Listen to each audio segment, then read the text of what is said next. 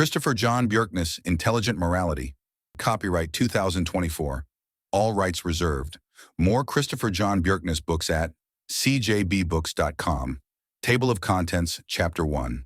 The Road to Hell is Paved with Good Intentions. Chapter 2. Which better serves us, science or faith? Chapter 3. Free Will and Dogmatism. Chapter 4. Politics, Mass Manipulation, and Group Behavior. Chapter 5. Prayer and Action. Chapter 6. Becoming overly risk-averse is itself risky. Chapter 7. Are the masses ready for intelligent morality? Chapter 8. The Stealth War of Extermination. Chapter 9. Safeguarding your immortal soul. Chapter 10. The Impact of Technology on Human Evolution.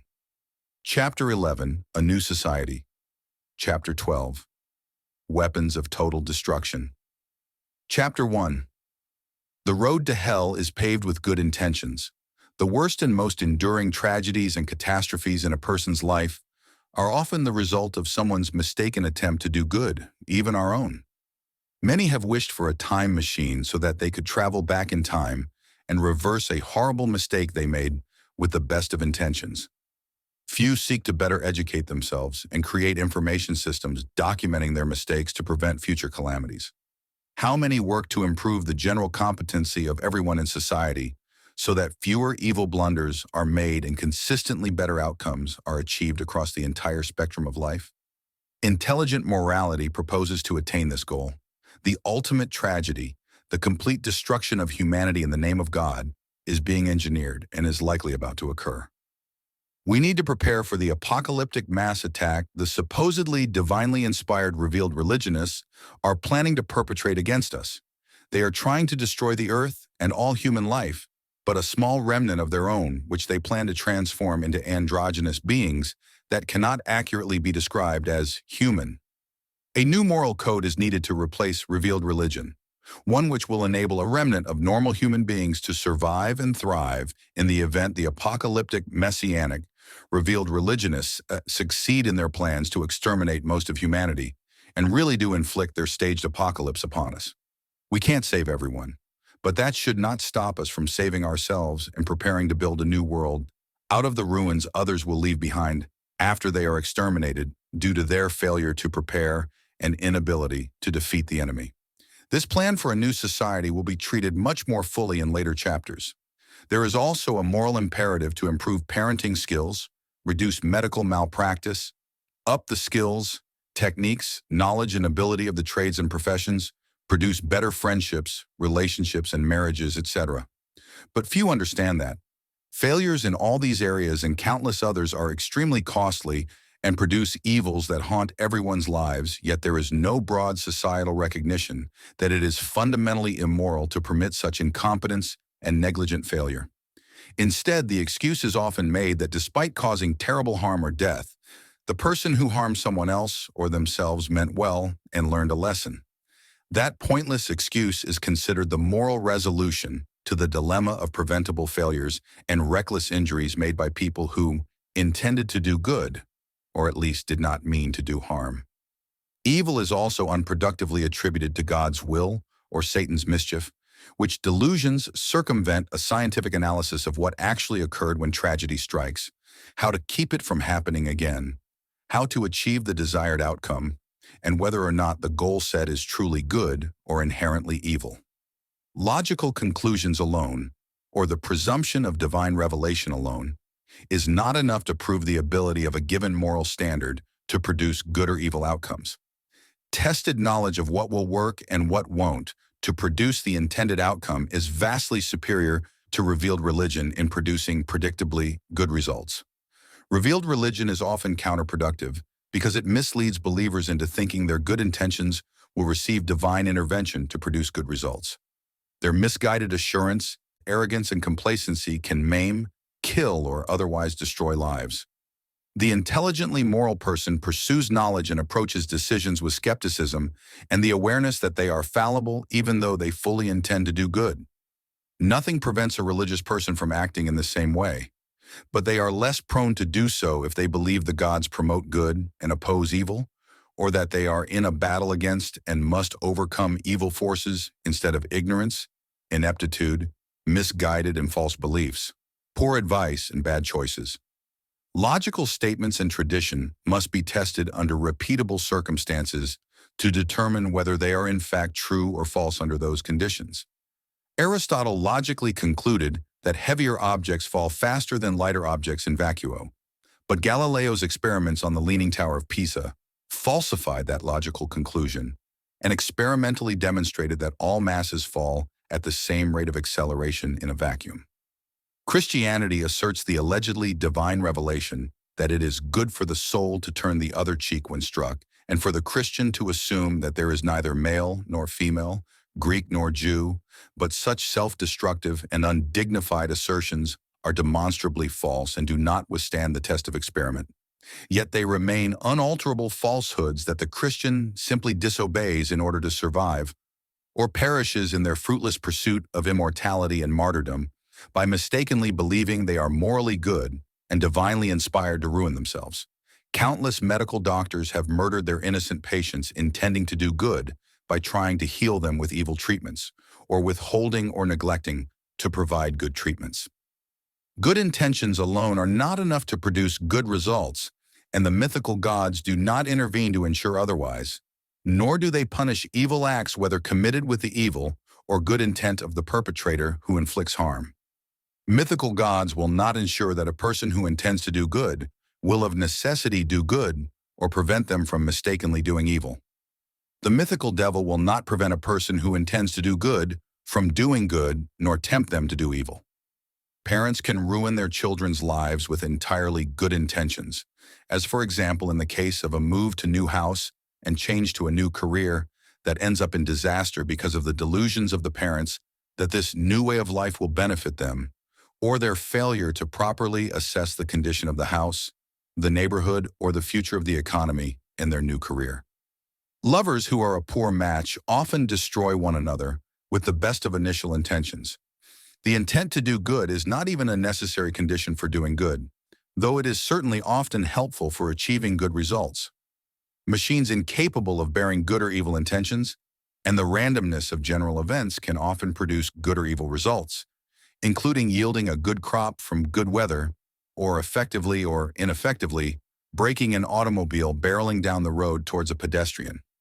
Someone who intends to do good needs the knowledge, skills, willingness to act, information, assessed data, experience, training, ability, sound judgment, etc., which are likely in all probability to produce good. The best witch doctor cannot cure an infection with an incantation of supposedly divinely inspired words.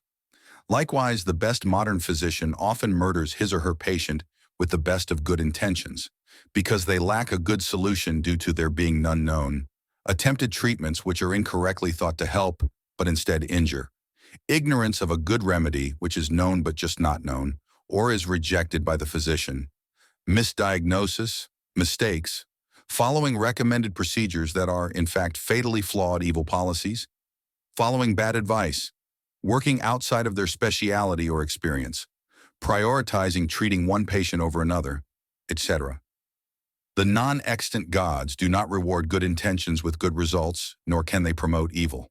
To compensate for the reality that the gods do not reward good behavior, the story of Job in the Bible teaches that being a righteous person is not a guarantee of heavenly rewards or assistance. The Old Testament instead instructs the Israelites that those who fail to do evil are foolish prey of those who do practice evil for their own benefit. The worst evil to enter into any given person's life is often perpetrated by people intending to do that person good. Doctors can scar a newborn for life or kill it with an improper delivery or treatment. Parents, often intending to benefit their own children, often hurt, harm, or kill them, frequently because they are following bad advice, incorrect dogmas, destructive cultural traditions, etc. Many of these instances were entirely preventable if only sound scientific moral standards were applied and the knowledge of what to do had been available and used. Tested knowledge is often a far more moral means of achieving good than supposedly revealed religion. A doctor will have a much better chance of doing good if he or she is equipped with proper knowledge and techniques than with a Bible, cross, or a medical book that is filled with falsehoods and myths. The gods will not intervene to ensure that a priest serving communion with the best of intentions will not pass herpes from one congregant to another, or that a physician who fails to properly wash his hands will not infect his next patient. Good and evil are produced by the laws of causality and circumstances, not the gods. There are scientific means to act with the greatest probability of good success, and intent is only the start, not the be-all and end-all of generating moral outcomes. Intent merely initiates action to achieve a desired outcome. It does not in and of itself necessarily cause that outcome. The physical world is governed by measurable properties and testable laws. A computer that is able to assess supplied data and produce an intelligible statement that serves as a recommendation can potentially do good, where an inept, incompetent, misunderstanding, ignorant, misguided, stupid, ignorant, deluded, intoxicated, dogmatic, erroneous, etc. Parent or friend with the purest of intentions to do good can harm, maim, or kill a person, and the gods will not guide them, stop them, punish them, or inhibit them from doing so. A belief in divinely revealed religion creates an unrealistic and destructive expectation that good intent creates of itself. Good results and evil intent creates of itself evil results.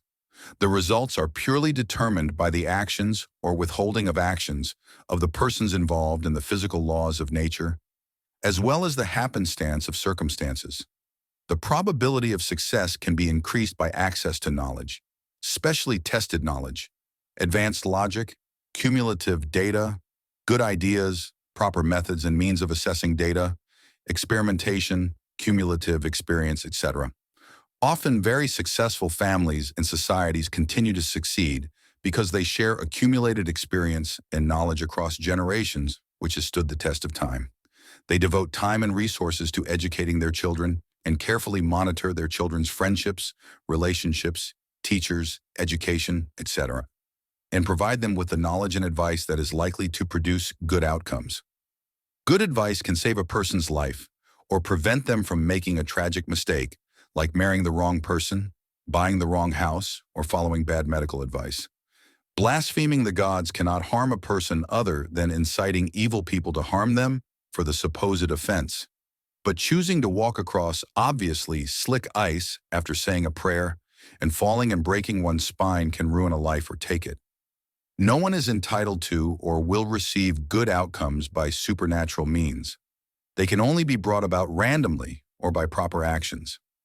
Bad choices made with good intentions often produce far more evil results than deliberately evil acts. The worst and most harmful events to destroy a person's life are often the product of misapplied good intentions. Proper and expansive tested knowledge can often do infinitely more good than a talisman cross or magical Bible, or expensive but false education at the supposedly best schools that dogmatically preach flawed and harmful beliefs. Chapter 2. Which better serves us, science or faith? One of the greatest defects of revealed religion is the misguided and false expectation that good intentions are enough to produce good results because the gods supposedly intervene on our behalf to guide and help us. Most religious moral doctrines teach that evil results from evil forces and from people intent on committing evil acts. The truth is that many of the most evil acts are committed by people who intend to do good, but lack the knowledge, skills, and experience to accomplish their goals in a realistic, tested, and proven manner. The victims of these catastrophically evil, though unintentionally destructive acts perpetrated by people who are out to do good, but who fail due to their ignorance, incompetence, or misguided beliefs, are often loved ones of the individual or group which is sincerely trying to do good. The non-existent gods never intervene to prevent harm from coming to those who follow the imaginary god's laws, while devoutly and sincerely intending to do good, or those whom the religious seek to help in ways that are actually self-defeating, destructive, harmful, and horrendously evil. This is, of course, also true of the non-religious. They are also prone to hope that their good intentions will produce good results due to their intent alone, and are often at least as lax as the religious in ensuring to the best of their ability that their methods and actions are sound and tested and will not do harm. They too are prone to falsely believe that something is good, which is actually evil. A father who rewires an electrical outlet in his home with the intent of doing good and making it safer for his family may instead set fire to his house and kill his own children, which is clearly a terribly evil act, but is not recognized as such by revealed religion. Someone who moves and changes jobs with the good intention to better his or her lot in life, but unwittingly purchases a horrendous house in a bad neighborhood, can ruin the lives of his entire family, which is obviously and definitionally evil. Bad decisions, advice, choices, practices, relationships, friends, relatives, etc., are often the worst source of evil in a person's entire lifetime, though the calamities they produce are mistaken portrayed as if the result of merely misguided or wrong behavior in retrospect, simply because the person or group responsible intended to do good. Smoking, drug abuse, disease-inducing and relationship-ruining promiscuity, and other such vices are recognized as evil and sinful by both intelligent morality and most revealed religions, though the revealed religions are being corrupted to deny the evil nature of these behaviors, which so often ruin lives. Though revealed religion focuses on battling evil as if it were a supernatural force and punishing those who deliberately seek to do evil, it usually neglects to develop the knowledge and skills which would enable its adherents to consistently achieve good outcomes and to test and observe what is actually good and what is truly evil in the real world, as opposed to the immutable, dogmatic religious abstractions iterated by revealed religions. Instead of relying upon scientific methods and continuous experience, revealed religion instead creates the illusion that the gods will intervene to ensure that those with good intentions will achieve their goals and produce good outcomes if they help the gods to fight evil by obeying the gods and their laws. According to the religious, the gods supposedly have taught humanity what is good, and humans need only follow these arbitrary rules, and good will automatically ensue in all they do as fulfillment of the contract between the guardian gods and their human slaves. Revealed religion falsely teaches its followers to believe that the righteous are automatically rewarded and infallible, and the wicked are hindered and destined for punishment if only in the afterlife. In the pursuit of good, the religiously minded person is often encouraged to pray, to shun evil, even evil within him or herself, to engage in superstitious rituals and practice magic, and to have faith that the gods have provided these magical means for success, which automatically produce good results through obedience to the will of the gods.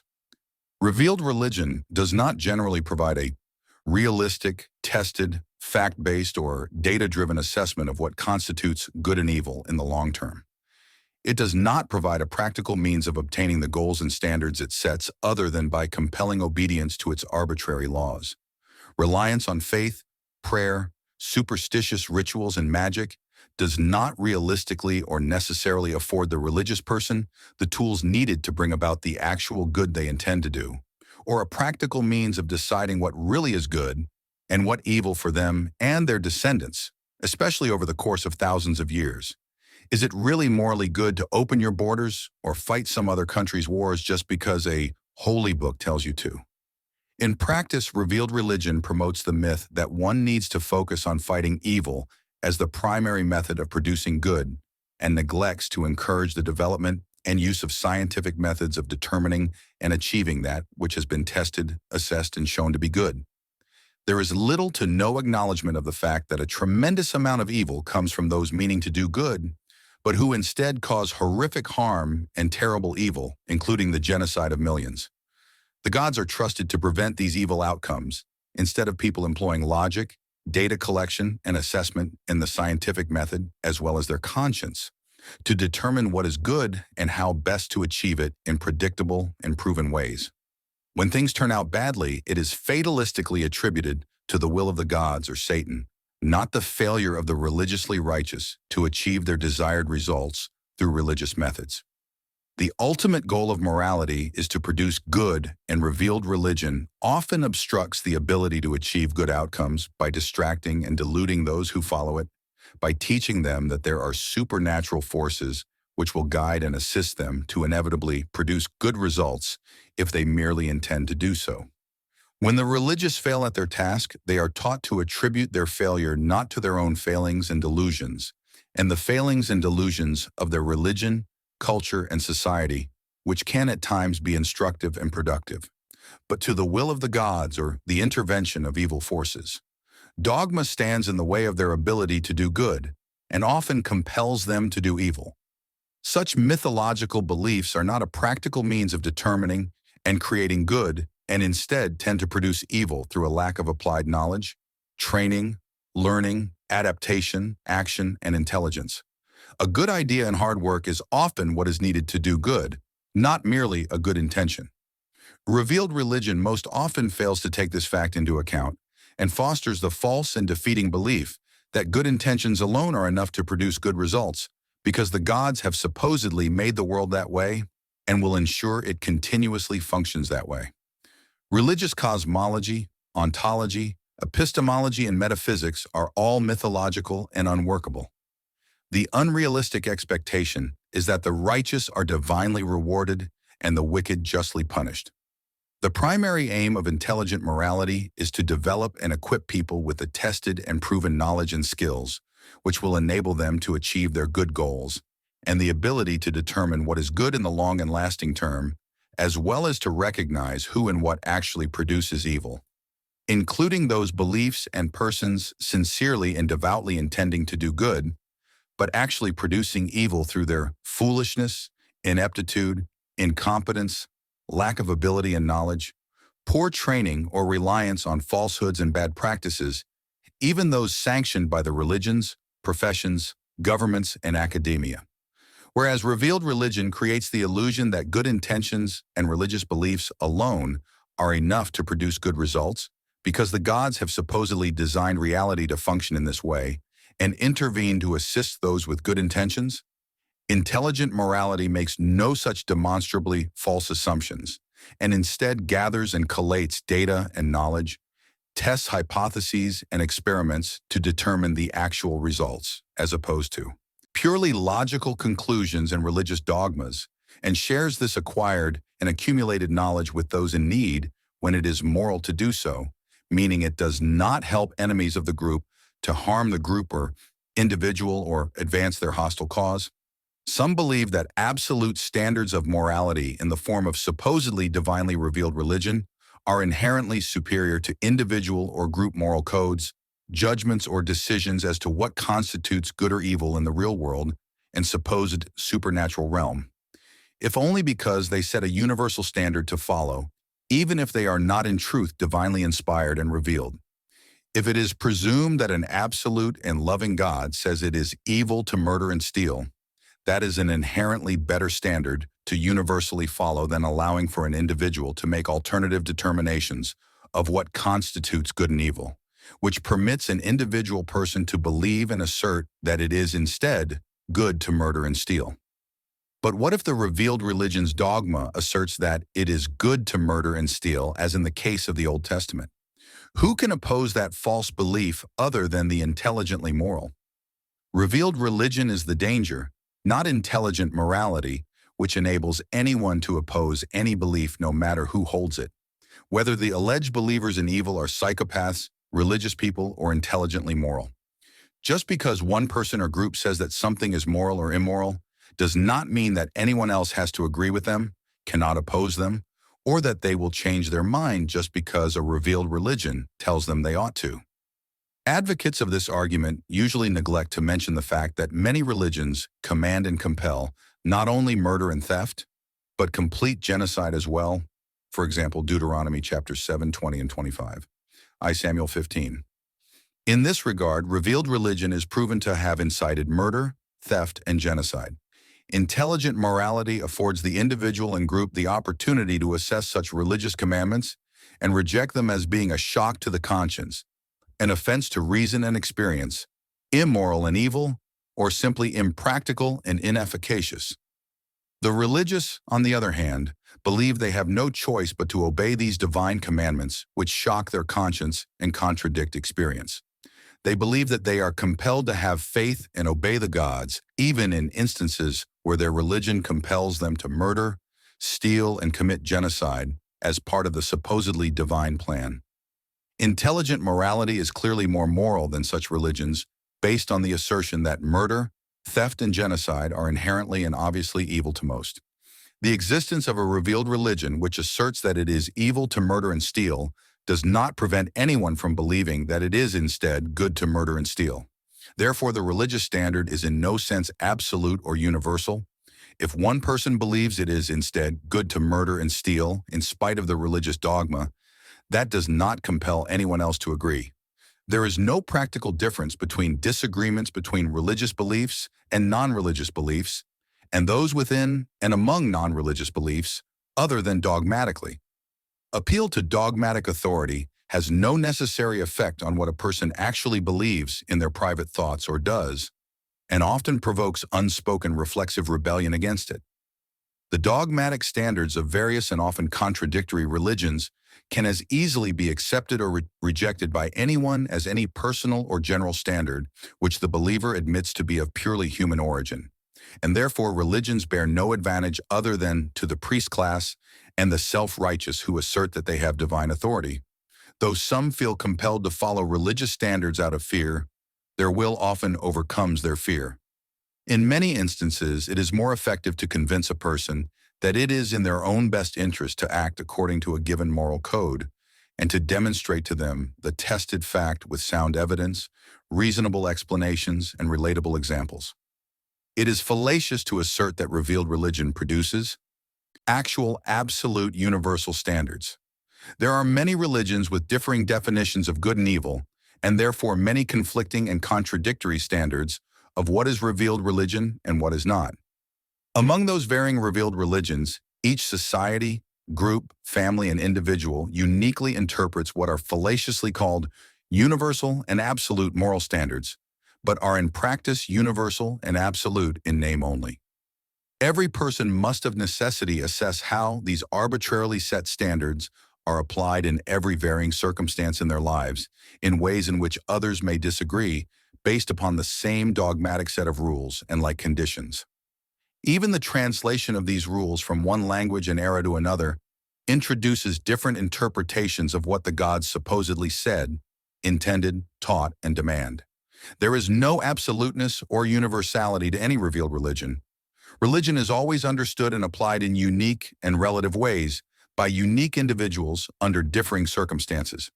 The specific examples of murder and theft as being instinctively and intuitively evil per se, due to the observable harm they cause innocent people, and the shock and horror they cause the conscience, is often irrationally generalized to demonstrate the alleged superiority of revealed religions, which prescribe murder and theft, because they serve as a standard that prevents individuals from asserting otherwise, that murder and theft are instead supposedly good.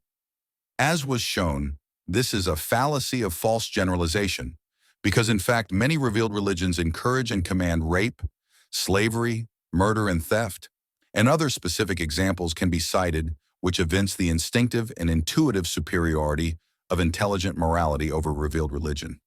As in the case of the New Testament, where Jesus Christ and Paul broke with their God's laws by working for food and healing the sick on the Sabbath day, and by not compelling the Gentiles to be circumcised in order to receive the covenant.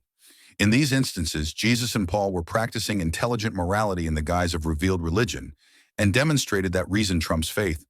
Modern moral codes generally condemn the genocide, rape, theft, murder, and slavery that the Old Testament frequently commands and compels. The presumption of the superiority of revealed religion, based upon carefully chosen specific examples, is a fallacy of false generalization and contradicted by other known examples. The determination of superiority between revealed religion and intelligent morality is therefore not based upon the supposedly divine nature of the revelation, as opposed to an individual's informed and rational choice, but rather on the expected and experienced outcomes and individual conscience, or lack thereof, of the person arriving at their judgment of whether or not specific conduct or beliefs are inherently good or evil. Revealed religion holds no edge and many disadvantages in this contest because it prevents its adherents from objecting to obviously evil standards, which the intelligently moral are free to oppose no matter who alleges that evil beliefs and acts are instead good. In fact, only individual morality can oppose a proposed or accepted universal standard which asserts that murder, theft, or genocide are moral, because only an individual or group can declare that the tenets of a revealed religion are false. If a revealed religion states instead that murder and theft are good, as many do, then it is considered the crime of blasphemy to disagree and call murder and theft evil. If, on the other hand, an individual asserts that it is intelligently moral to murder and steal, as some do, then others are free to publicly disagree, condemn and criticize that belief which shocks their conscience, horrifies them, and contradicts their experience. They are free to seek legal prohibitions against such conduct and punishment for such acts.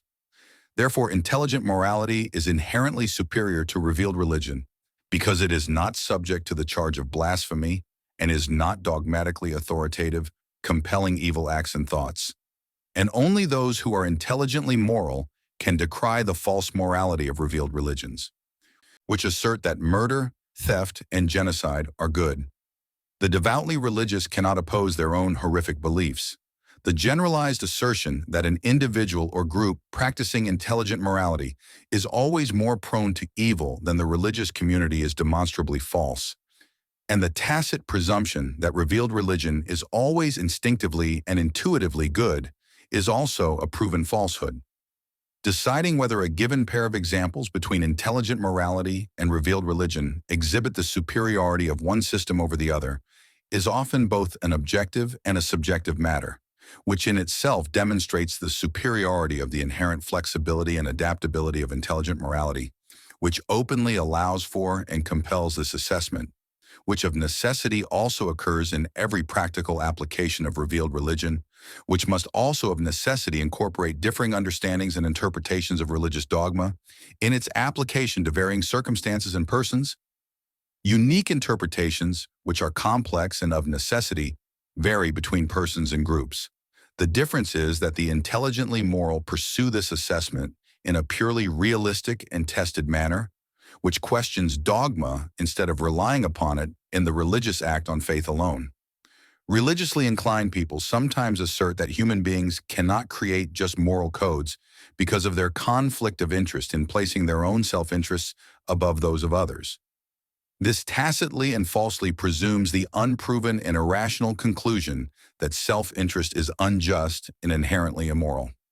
The incentive certainly exists to skew morality to favor one's own personal profile, benefit, and agenda. But there is nothing inherently evil or unjust in that. Morality exists to benefit the individual and group and is fulfilling its purpose when it does so. It does not exist in reality to please the gods. Interests often do conflict, and what is just must be determined based upon the fact that the individual acting is doing so in his or her own best interest, and that is not inherently evil or unjust. As an historical example, heterosexuals will favor heterosexuality, as will an unsubverted society in general, because it is procreative and perpetuates the tribe and race, while homosexuals demand their right to be themselves and preserve their human dignity while following their innate desires and nature. But it is this very fact that interests can and often do conflict which makes the ability to determine for oneself what is moral and just the superior benefit of intelligent morality, because it enables an individual to judge for him or herself what is moral, good and evil, and to pursue greater knowledge to obtain more efficacious and successful means to improve their lives and the lives of others, rather than relying on the assumption that the gods will favor or oppose their behavior based on its conformity or disobedience to the arbitrary laws and dogmatic decrees the gods supposedly communicated to human beings, which may or may not best serve them. Knowledge trumps faith. The person whose innate nature is justified and viewed as good by his or her moral code is acting in a rational and justifiable manner to thrive and survive. But that does not prevent conflicts with others. Nothing does, even surrendering one's best interest to another. The conflict remains in such a case, but one side has chosen to capitulate rather than fight, and that too is immoral and evil. An immigrant or invader into another country may logically determine and scientifically demonstrate that immigration or invasion is morally good and just, and benefits his or her survival and the perpetuation of his or her kind and descendants. A native in that country may concurrently logically and scientifically determine that immigration or invasion is evil unjust, and detrimental to his or her survival and the perpetuation of his or her kind and like descendants.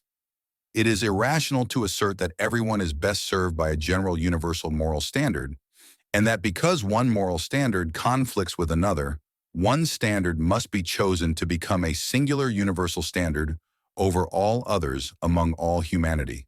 That would represent defeat and capitulation by some to the benefit of others, often through subterfuge, deceit, and violence, not innate morally superiority. It is instead rational to conclude that different moral standards best serve different people and groups, and they are foolish to not abide their own best interests and are unjust to themselves if they fail to do so. Every person has a different appearance.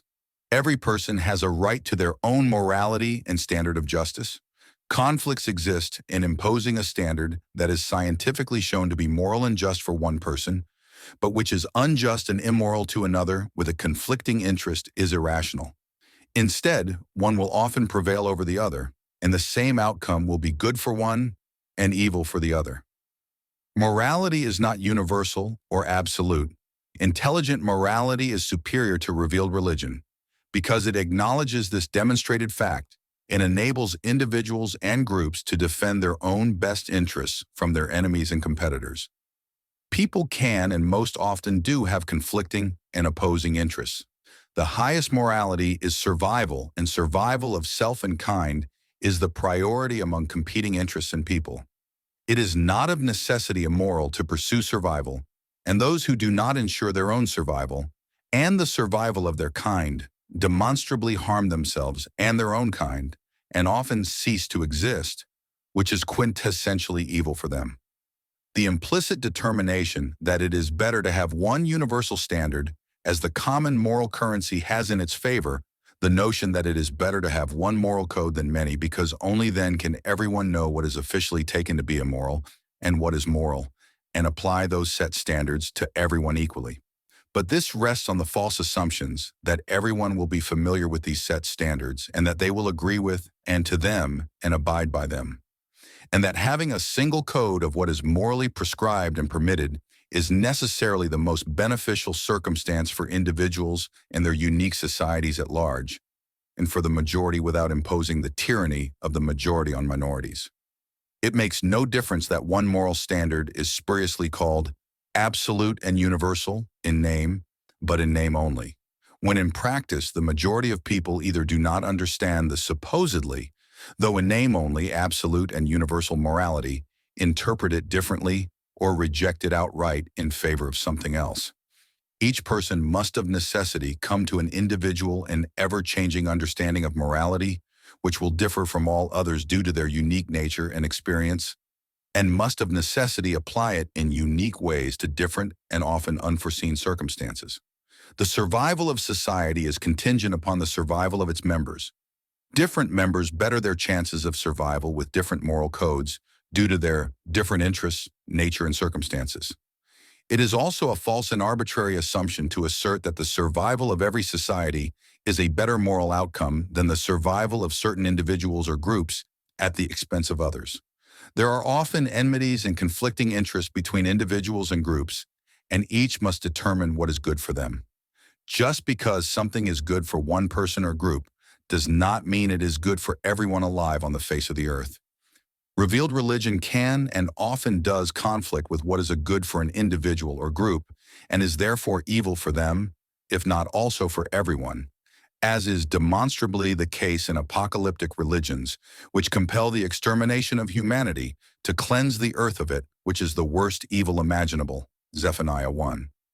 The abstract notion of the universality of revealed religion is a delusion that presumes and fosters the unrealistic, counterproductive, and inhibiting presumption of a non-existent divine judge who theoretically can and sometimes will intervene to assist those who obey it in the pursuit of good and punish and hinder those who do not, and instead deliberately pursue what it has supposedly been deemed evil by an omnipresent, omnipotent, and omniscient being.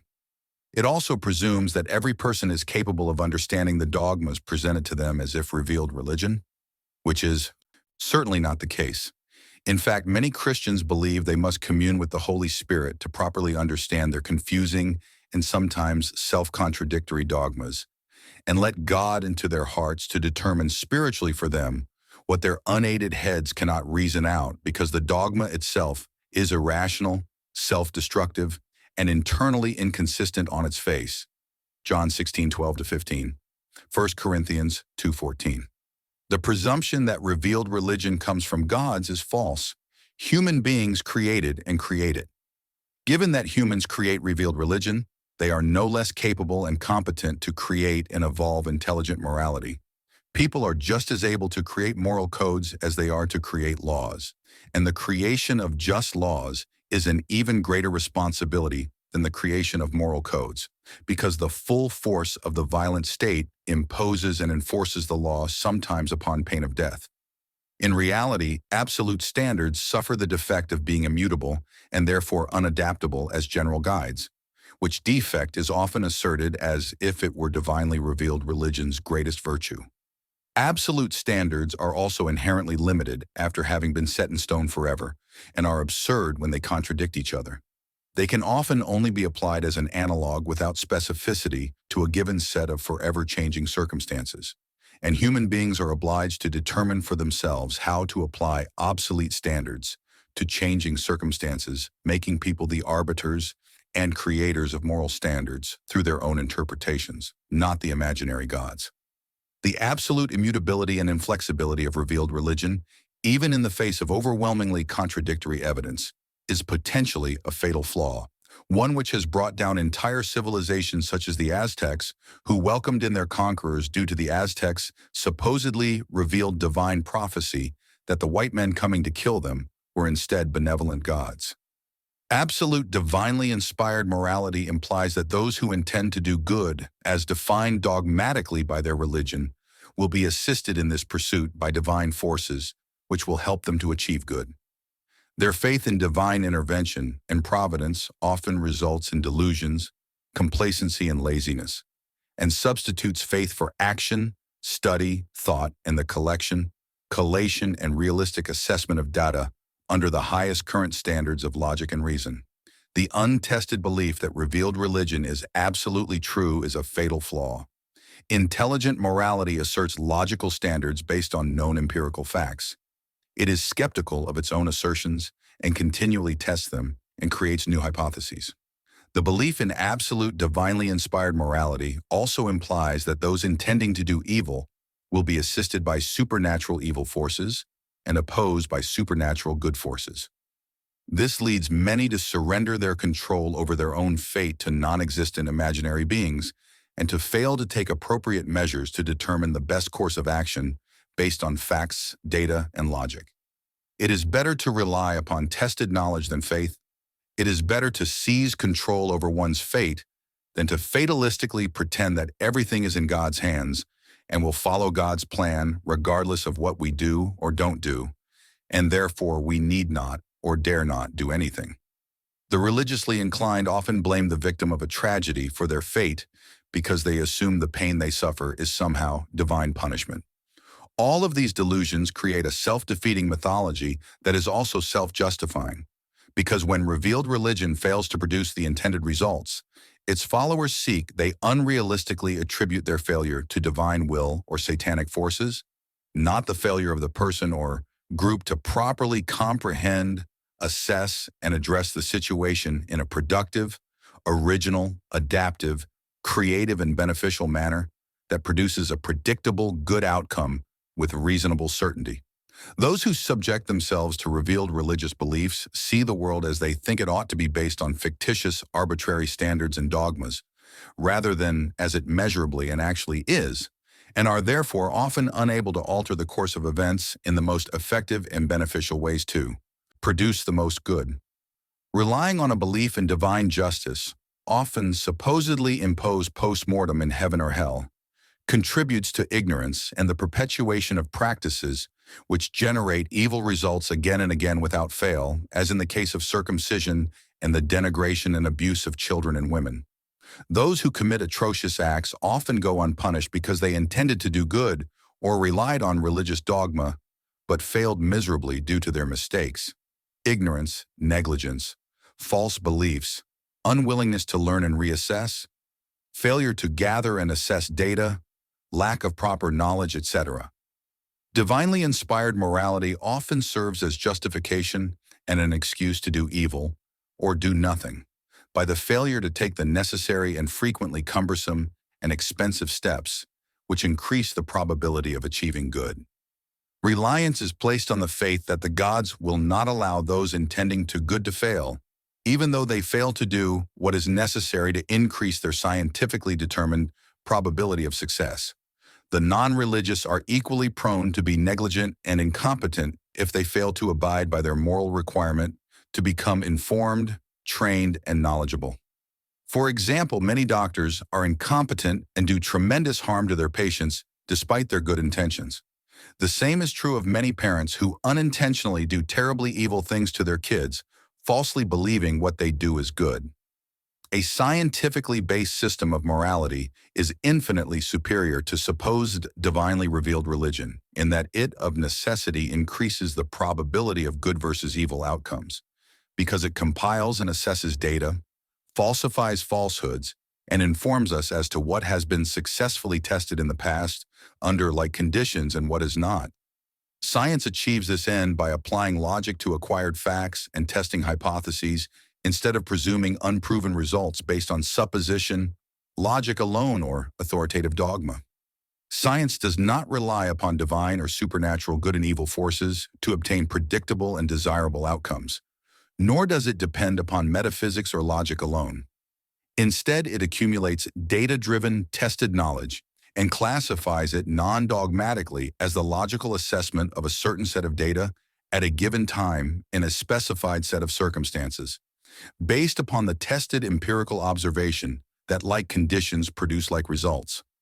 A layman with access to artificial intelligence that correctly assesses and diagnoses a person's ailment produces good through knowledge, while an incompetent or deluded doctor who improperly diagnoses and or mistreats a patient commits a terrible act of evil, often with the best of intentions. Intentions are not enough. Knowledge, ideas, training, tools, data, measurements, etc. are often needed. Knowing the tricks of the trade is far more useful than prayer or faith. Science does not presume that good supernatural forces will intervene when a person intends to do good or evil, but instead provides the unbiased knowledge and tools needed to assist an individual, group, society, or mankind to anticipate the results of choices and behaviors. Revealed religion relies upon the test of time to either result in catastrophe or survival, and is only adaptable if the priest class, prophets, lunatics, or charlatans, claim that the gods have spoken to them and revealed new or different standards of morality, as in the case of Christianity's Jesus and Paul.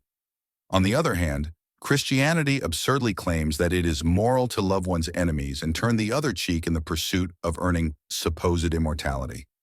Intelligent morality recognizes that enemies are living organisms which exist in the physical world, and that our perceptions and interpretations of these enemies are abstractions which can and often do contribute to our own destruction, especially if we adopt such deliberately subversive religious mythologies as Christianity's dogmatic insistence on loving enemies, putting the enemy's interests first and tolerating the enemy's abuse.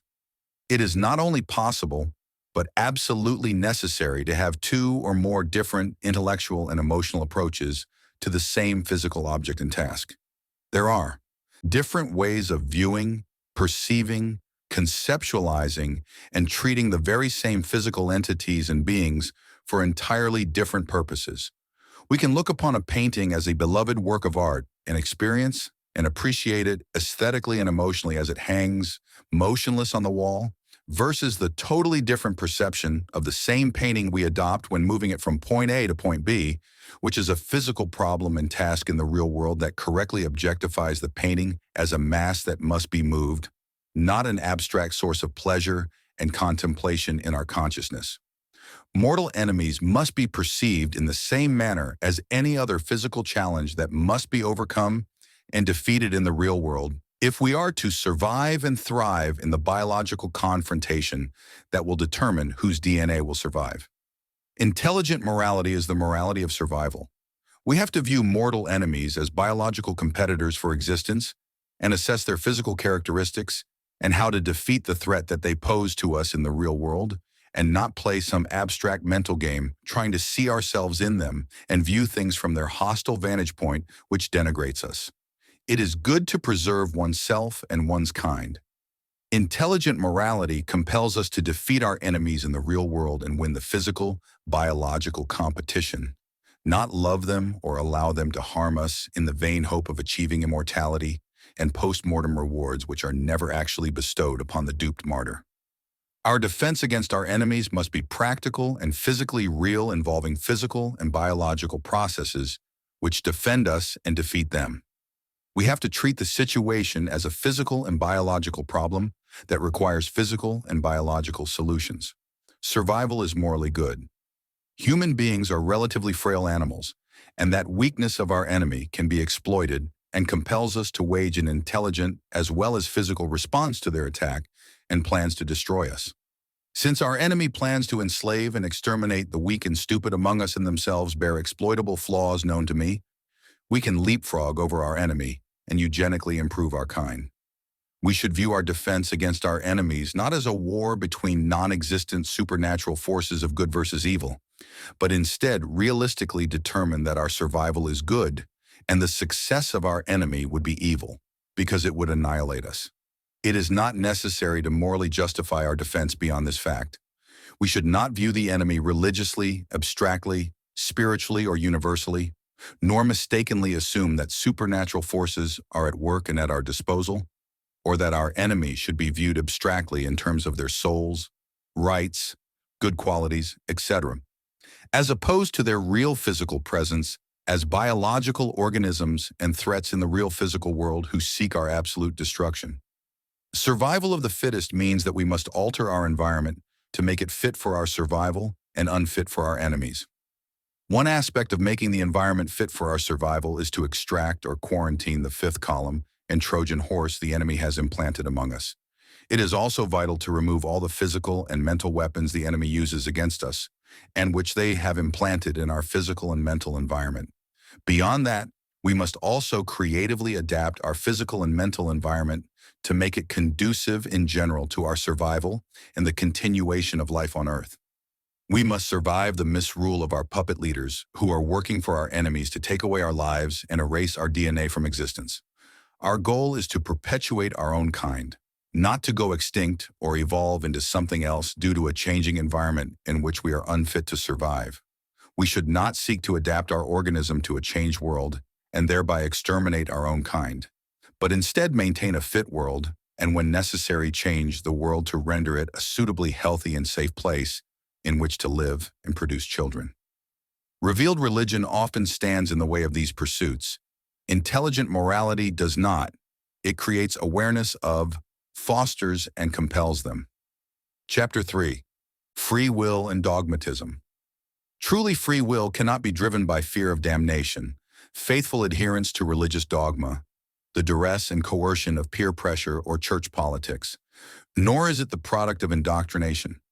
It can be achieved to varying degrees by the logical interpretation of facts and application of knowledge if the potential opportunities sought already exist, are possible, or can be created. Good and evil do not create or inhibit free will. They are instead a subjective and abstract assessment of facts and causality, not inherent in the physical world itself. Children are more apt to exercise their will in productive and good ways if they are shown and convinced of what is good, why it is good, and how it will help them and those they love, than if they are intimidated or traumatized into accepting a belief.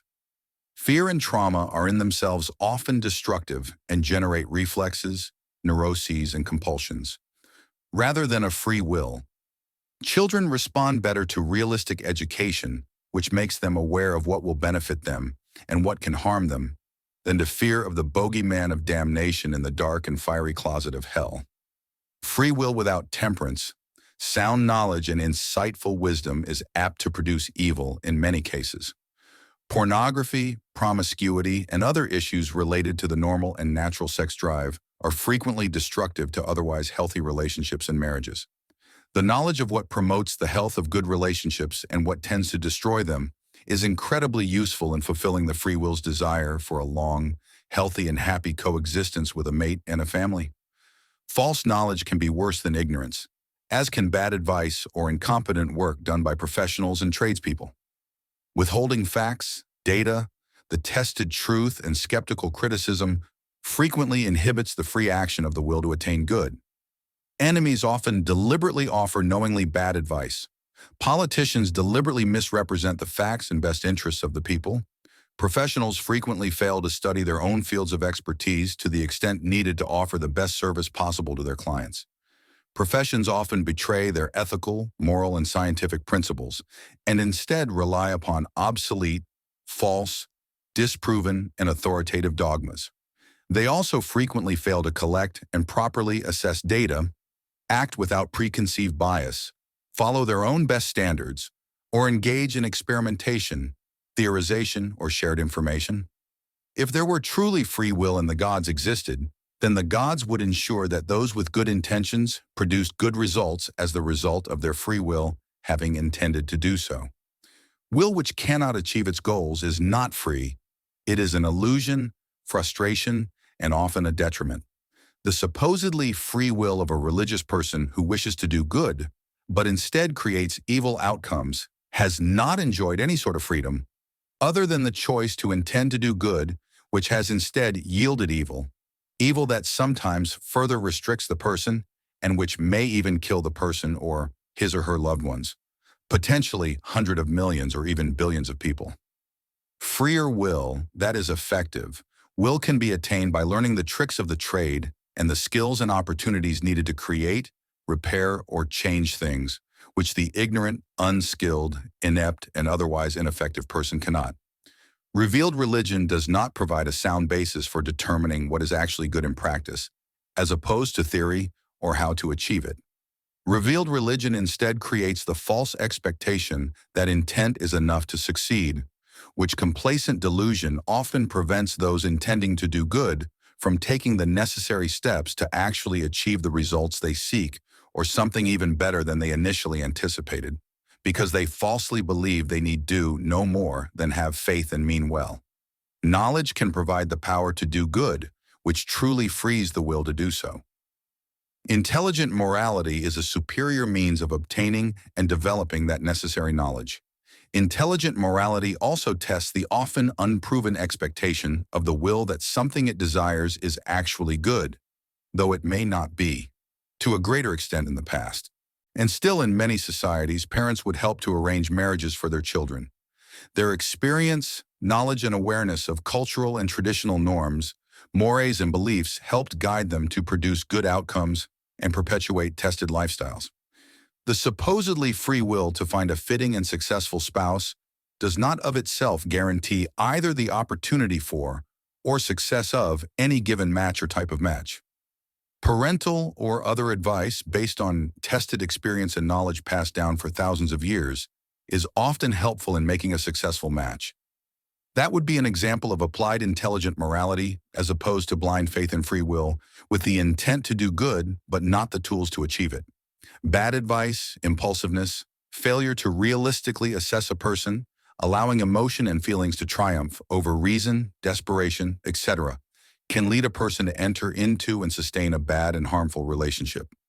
A bad marriage can be an evil and terribly costly tragedy in a person's life and is often entered into with the best of intentions, but without sufficient data, experience, standards, criteria, critical thought, or patience needed to increase the likelihood of success that may increase with proper parental or other advice. On the other, improper advice from friends or fools can result in catastrophe. Gods which do not exist cannot intervene to prevent or correct this. Intelligent morality encourages a realistic approach to freeing the will to achieve beneficial, lasting, and good results. It also dismisses a dogmatic or religious acceptance of maxims, tenets, doctrines, and beliefs which are untested or factually contradicted by experience or logic. Chapter 4. Politics, Mass Manipulation, and Group Behavior. Revealed religion plays a major role in politics and is a very effective means of manipulating group behavior and controlling and subjugating the masses. Religious figures often assert dogmatic moral superiority and authority, which supposedly cannot be questioned. They short-circuit critical thinking by merely alleging that they are Christians and somehow therefore righteous and capable of understanding things others are not. Religious demagogues frequently try to foment an us-against-them polarized group mentality and deliberately portray themselves as shepherds, leading a flock of obedient sheep who follow God and need fear being led astray by agents of Satan. They pretend to have the force of the gods behind them and rebuke people in the name of their gods instead of engaging in rational discourse, often because they know they will lose an argument and therefore appeal to the emotions and feelings of their audience rather than to their reason. People are susceptible to the propaganda of demagogues because of the peer pressure of the mob who attempt to mimic the figurehead and leader and silence and punish anyone who questions their authority figure. Religious leaders and comedians make especially effective propagandists because their audience becomes engrossed in the uncritical, emotional, religious, or comedic experience, singing and laughter. They turn and look at one another in nodding approval to further enjoy the shared experience of the group, which is scripted and directed by its leader. Anyone who questions the dogma or opinions the propagandist is promoting is immediately branded as an enemy of the group, crazy and dangerous, even satanic. All a subversive agent need do to win the support of the religious group for the subversive agenda he or she is advancing is to become a member of the religious group and speak in its name. The agenda of the subversive agent's provocateur then becomes the agenda of the entire religion and its followers. A prearranged claque is often present at such performances to cheer on the speaker and mislead the rest of the audience to believe there is a popular and general acceptance of what is being said, even if it obscenely violates the standards of the community up that point. Such people usually promote an evil and subversive agenda and try to make it taboo to expose what they are doing as they co-opt the religion or political movement. They conceal and distort facts needed to properly assess a situation. They lie and promote the enemies of the group as if they're saviors.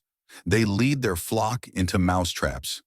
Many are charismatic psychopaths who use their charm to gain the group's trust and admiration based on personal appeal rather than actual character and substance. The enchanted group then becomes ensnares, defends them against all others, even those who are legitimately trying to saving them from their enemy. Advertising often works in much the same way. The tobacco lobby employed the most corrupt means to obstruct the public's awareness of the deadly risks of tobacco use. They refuted scientifically determined facts.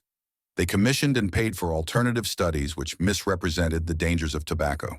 Tobacco companies created labels and images which appealed to children, the subconscious, and the emotions.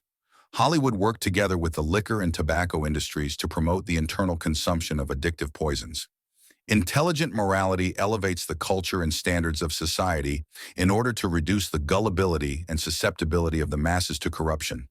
A properly educated populace of people who are intellectually advanced enough to demand reasoned discourse and exposure of the facts is more apt to produce good. They are also better suited to be productive members of society and produce a safer, more civilized environment in which to live. An ignorant and deluded populace is more susceptible to evil agents and agendas, including self-destructive agendas. The existence of a sound social system, government, training, educational agenda, economy, etc. is not enough. The culture, beliefs, genetic nature, intellectual and physical abilities, traditions, standards, etc. of the people are even more important to the success of a society and its ability to do good for its members than the constitution and leadership of the nation. There are peoples which are incapable of taking advantage of the benefits of an entire social environment which functions quite well for a different set and type of people. There are also people who can make a system that fails others function for them, even though they inherently prefer a better system of their own making and historic habit, and are only forced to live in the inferior and inhibited system created by people unlike them. Cultural norms, mores, and standards affect the efficacy of moral codes, and what works for the benefit of both the majority and minority in one society will not of necessity be effective for an entirely different society. Our enemy realizes that we seek a political system which betters our lives and recognize some of the defects in the present system and society in general.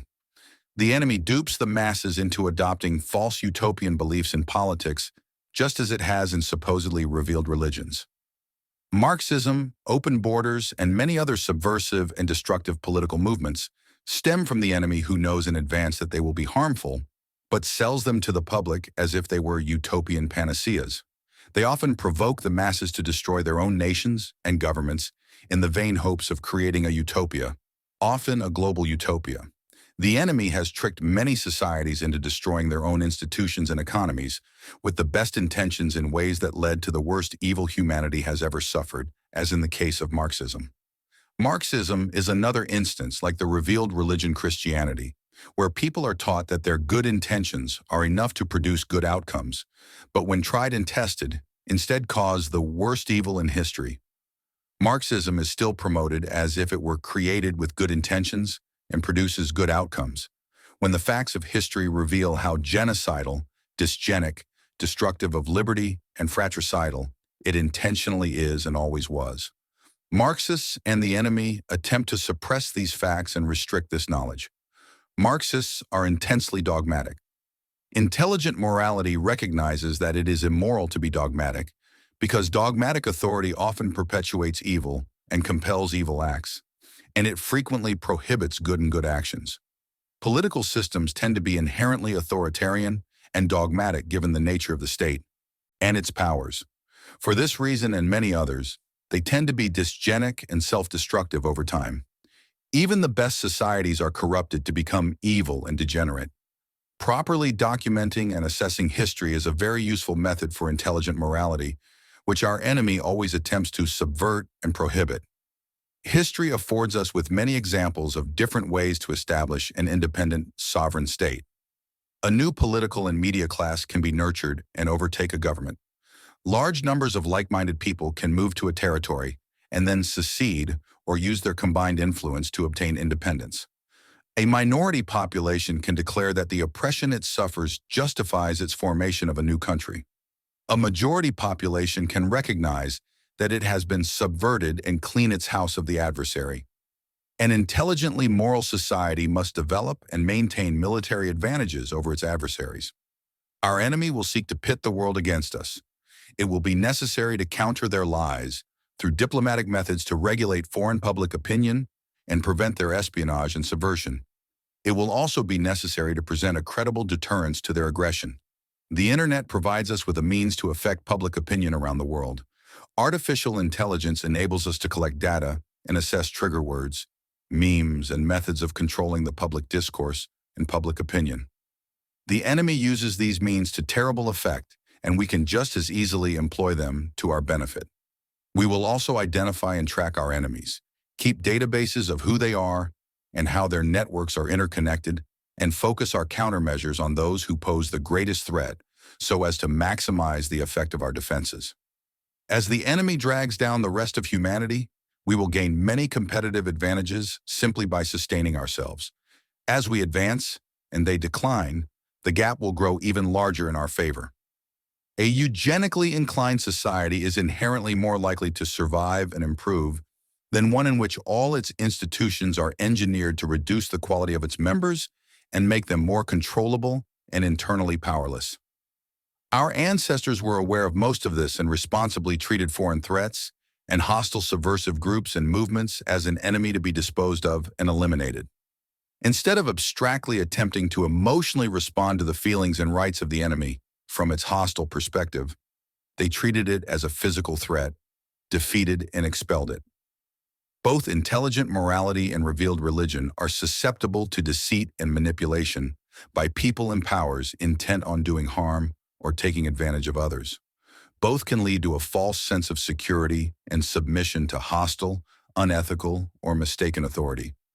The gullible, trusting, uninformed, unintelligent, desperate, disadvantaged, targeted, and inept are easy prey to those out to harm them or take advantage of them. Both scientists and religious zealots can presume to be morally superior, holier than thou, and possess an unquestionable and irrefutable truth that dare not be doubted or questioned. Both are used to persuade people to do and allow things which are against their own best interests, often in the name of morality. But when doubts and questions do arise, intelligent morality affords the opportunity to present the data, facts, and logical assessment needed to act with the highest probability of success if and only if its tenets are freely and fully followed. Politics, politicians, the press, and religion all have a tremendous impact on people's lives. They can accomplish great good or inflict terrible harm. Wealth disparity, unequal treatment, and governmental and media access of different groups and individuals severally impacts the quality of life, lifespan, and success of different members of a society and their offspring and kind. The few often rule over and manipulate the masses by controlling and manufacturing public opinion in many ways.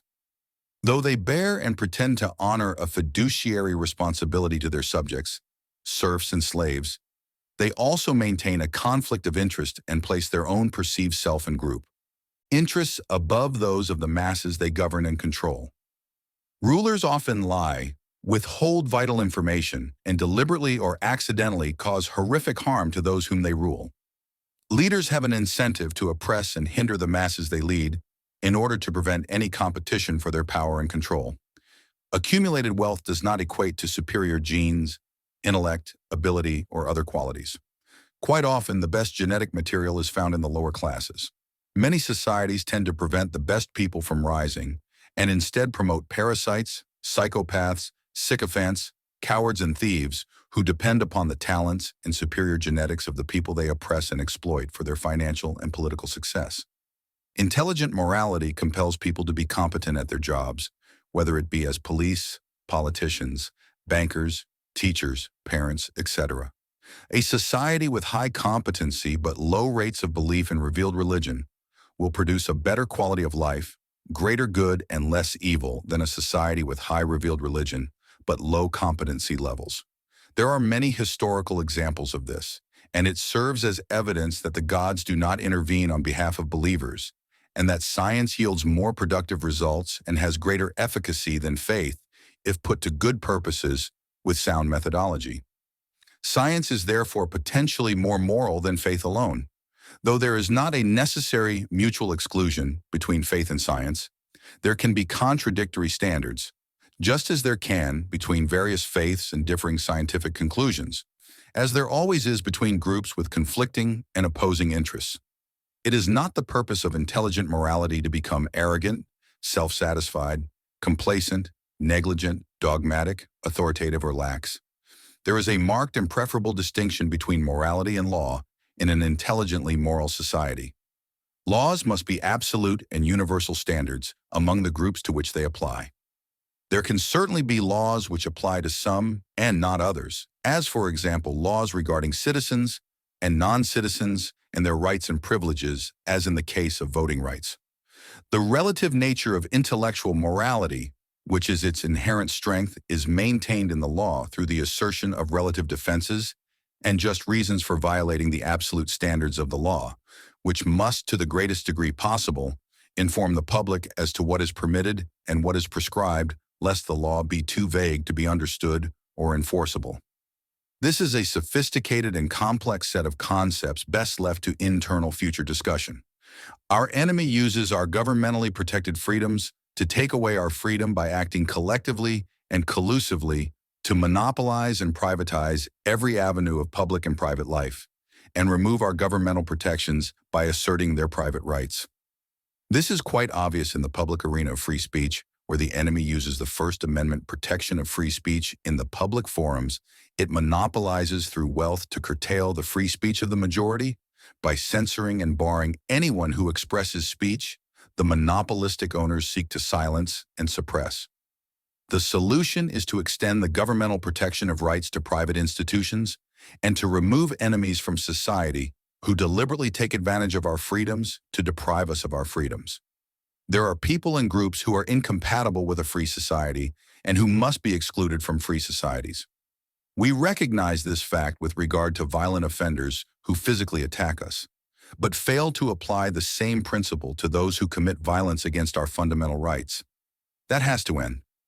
Freedoms which can be violated by private parties so as to make them the unelected governors of our lives are freedoms in name only which are selectively granted to the few so that they can impose their tyranny on the many. Changes, reforms, and defensive actions often need to be comprehensive in order to be effective. It is not enough to mandate a healthy diet in school lunches if the farmers and ranchers are concurrently barred from producing healthy food. It is not enough to guarantee free speech to all on the federal governmental level if private institutions which monopolize and control the public square, that influences politics and public opinion, do not permit free speech to all on a level and fair playing field. Libertarianism is a crypto-communist movement which seeks to destroy the US dollar and replace it with private currencies that can function with a social credit system like in communist China.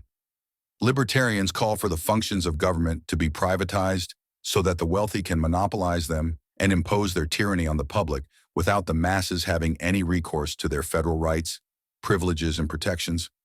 They seek to enslave us in the private tyranny of plutocracy in the name of liberating us from the government. We cannot have a free society when disproportionately influential people seek out every opportunity to enslave and exterminate. Freedoms must be accompanied by education, culture, patriotism, cohesiveness, and a common sense of purpose, or they will be exploited to produce ruin and oppression. Solutions must be multifaceted and comprehensive in order to be effective. Providing weapons to an ally in their battle against an aggressor is not an effective solution if you concurrently make it impossible for your ally to use them. Having modern hospitals is not a guarantee of good health care and a healthy population. Well-trained physicians are also necessary, as is a public who look after their own health, as is an immigration system and leadership who keep immigrants with contagious diseases out of the country. Solutions must be multifaceted and comprehensive in order to be effective. One of the benefits of a homogeneous and unified nation is that there are fewer variables. Diversity is not always a strength. A person pointing a gun at you because he views you as different from him and vulnerable is not an advantage to you. Uniformity and regularity increase the probability of accurate forecasts and eases the interpretation and application of data. A uniformly moral, intelligent, and normal society is an infinitely better place to live in than an atomized, chaotic, and criminal world. Chapter 5. Prayer and Action. Knowledge and action are far more effective agents to bring about good and prevent evil than prayer. Talismans, magical charms like crucifixes, blessings from a priest, reciting passages from a holy book, etc. Praying for manna from heaven is not a viable alternative to working the soil and planting crops. Instincts and innate drives which are inhibited and repressed by revealed religion are frequently those most essential to our survival. Hating an enemy drives us to act against that enemy and keep the enemy from further harming us. Praying to curtail our natural instincts and innate drives, which enabled our ancestors to survive and produce us, is a suicidal exercise. Intelligent morality replaces slavish prayer to non-existent gods with the goal of understanding and following the laws of nature, so that they assist us rather than oppose us. Our individual and collective organism is interconnected with the rest of nature. Just as a bobcat sniffs the scent of its prey and follows its trail, our interconnection with environmental matter, energy and forces, and the past, present, and future can guide us to success if we open our consciousness to it. This is a very esoteric and sophisticated subject that I will not further explain here. I only mean to reveal that there are superior methods to relate to and use the past, present, and future than futile prayer. Prayer can be useful for defining goals and achieving a direction in life for those who know no other alternative. Acting involves contemplation. One good idea can save years of work, prevent tragedy, and change the course of a person's life for the better to an immeasurable degree. Sometimes waiting a week to learn more and come up with a good idea or find good advice can prevent decades or a lifetime of failure. Ignoring and avoiding bad advice can likewise prevent catastrophe. A family, group, or society dedicated to accumulating and sharing tested and proven useful knowledge, methods, skills, means, etc., will prevent countless tragedies and improve the quality of life of its members. Shakespeare's plays. frequently portray the tragic consequences of deliberately bad or unintentionally misguided and bad advice and choices. Chapter 6. Becoming overly risk-averse is itself risky. Erring on the side of caution becomes evil if it produces depression, neuroses, fear, anxiety, stagnation, crippling inaction, etc. Worrying about not making a mistake instead of acting to shape the future is highly destructive. Intelligent morality frees us from the anxiety that our actions will unintentionally produce bad results, because it acquires and accumulates the knowledge and data that greatly increase the probability of success. An intelligently moral society will elevate the level of goods and services so that its members will have far more confidence in the abilities of others and quality of goods and services. The streets will be far safer, as will the hospitals and schools. We should not fear risk, but instead minimize it when we can and accurately evaluate it when we cannot. Just as our actions can produce unintended bad consequences, they can also generate unexpectedly good results. Experimentation and risk-taking are vital to success. Chapter 7. Are the masses ready for intelligent morality? It is not necessary or moral to go down with a sinking ship. It is better to detach from people who are incapable of survival and unwilling or opposed to doing what is necessary to survive. Too much energy is today focused on educating and persuading others of the reality of our situation, rather than preparing for what the enemy has planned for us and finding ways to survive it. The enemy is very clever at using attempts to counteract it to its ultimate advantage.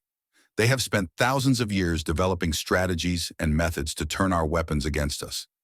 We have to stop stepping into their mousetraps and reacting to what they have already accomplished, and instead dedicate ourselves to building something new of our own and keeping them from ruining it. I know their various plans. They have many alternative plans, and there is no guarantee that they will pursue one or the other as events unfold, or that they will succeed. They will certainly always aim to exterminate us. It is their reason for being. We should do what it is in our own best interest, regardless of what the actual outcome of the enemy's actions are. Even if the enemy totally fails, what we build will serve us well. If the enemy succeeds, we will too, and the enemy's success will have unintended benefits for us as well that will enable us to eventually defeat the enemy and preserve our people despite their general failures. Unfortunately, many of our own people serve the enemy even in the name of fighting it. We are not duty-bound to destroy ourselves trying to save those who cannot be saved. In a good society, people are competent at their jobs, be it work-related or being a parent, teacher, statesman, mate, etc. Incompetence regularly creates horrific and lasting evil, which is only resolved through death. We can start building a good society immediately by modifying our own behavior and beliefs. Refrain from hurting or mistreating those you love. Search out demonstrably tested and proven methods and solutions before acting or making decisions. Act with care, patience, and caution instead of impulsively or recklessly. Seek out knowledge and be skeptical and inquisitive instead of trusting or gullible. Pass along wisdom to your kids and grandchildren and treat them as the precious extension of your life that they are. Form networks and communities that are mutually supportive and provide job and school recommendations, career paths, introductions, etc. Keep track of who provide good advice and who bad. Don't give advice which is not known to you to be proven to work without disclosing the fact. Be careful which books, movies, songs, social media content, news, etc., which you allow to permeate your consciousness or reach your children and grandchildren. Media of all forms, as well as friendships and relationships, are highly influential both as bad influences or good influences, most especially in the formative years of children. We will save as many as we can and will encourage everyone to maintain banks of their seed and eggs. We will try to generally defeat the enemy in ways it has not anticipated and cannot counteract. But we will also build for ourselves and will not allow the failings of others to slow or drag us down. We will survive in spite of them if they continue to do exactly what the enemy wants them to do. Chapter 8. The Stealth War of Extermination. Our enemy employs ways of killing and sterilizing us, which are essentially undetectable, and against which there is no defense absent the knowledge of their existence. which they attempt to conceal. When this war of extermination is exposed, enormous efforts are made to render the subject taboo and damage the reputation of those exposing what is happening. In order to defend ourselves against this existential attack upon us, which includes the poisoning of the food, soil, air, and water with GMOs and toxins, as well as the promotion of usury, debts, miscegenation, open borders, invasion, unhealthy lifestyles and practices, derision and degradation, unnecessary and self-destructive perpetual wars and revolutions, corrupt government, destructive educational institutions, deadly and harmful medical practices, etc. We must become aware of what is happening and learn how to stop it and cure ourselves. Good outcomes cannot be expected in a society under perpetual, deadly stealth attack designed to inevitably eradicate its members. Revealed religion is one form of this stealth attack, as in the case of Christianity and that of Islam. Replacing revealed religion, or at the very least supplementing revealed religion with intelligent morality, is an effective means of revealing what was hidden and developing methods to defend against the stealthy and deadly attack on our people. Why hasn't Allah always protected Muslims from those who mass murder Muslims? Why hasn't Jesus Christ and the God of Israel always defended Christians from the Christian killers? The gods of the Egyptians served them well until the Greeks stole them and gave the Egyptians Serapis. The Greek gods made the Greeks rulers of the world until the Romans stole them. The Romans ruled until the Judeans captured their gods and gave the Romans Jesus. There is something to this. Our ancestors' gods have been stolen from us, and in their place enemy gods have taken over and are producing our demise by the enemy's deliberate design.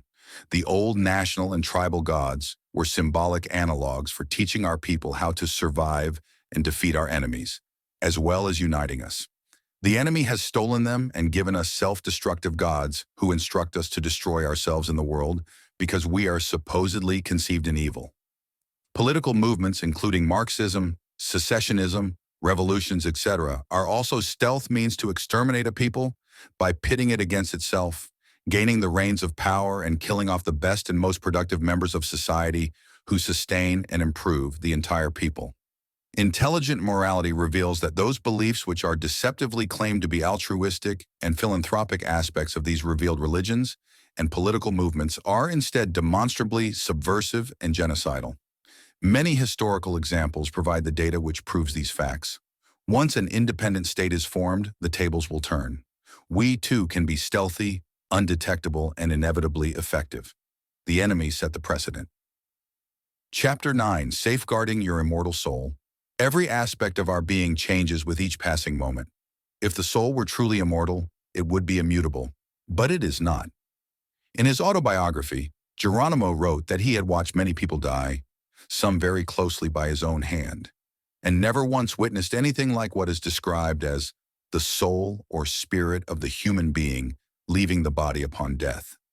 Geronimo wrote, "In our primitive worship, only our relations to Usan and the members of our tribe were considered as appertaining to our religious responsibilities.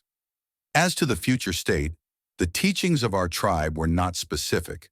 That is, we had no definite idea of our relations and surroundings in afterlife. We believed that there is a life after this one, but no one ever told me as to what part of man lived after death.